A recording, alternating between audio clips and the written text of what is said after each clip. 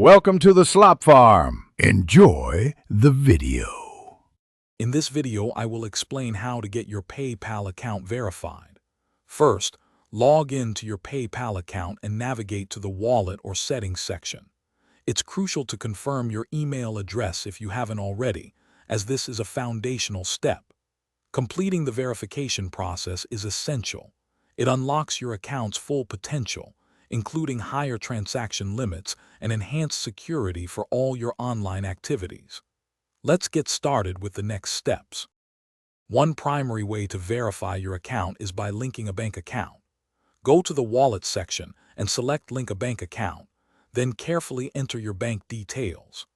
PayPal will then send two small deposits, usually between 1 cent and 99 cents, to your bank account within 1 to 3 business days. You'll need to check your bank statement for these precise amounts and enter them back into PayPal to confirm ownership and complete this step. Alternatively, you can link a credit or debit card for verification. In the Wallet section, select Link a Card and provide your card number, expiration date, and the 3-digit security code. PayPal will then make a small, temporary charge to your card, typically less than $1.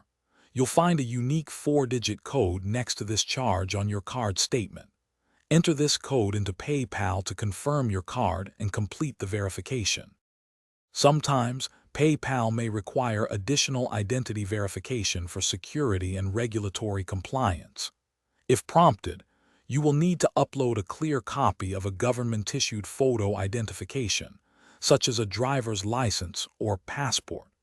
Additionally, you might be asked to provide proof of address, like a recent utility bill or bank statement dated within the last 12 months. Submitting these documents helps ensure the security of your account and adheres to important financial regulations. Thanks for watching. Consider subscribing if we helped you today.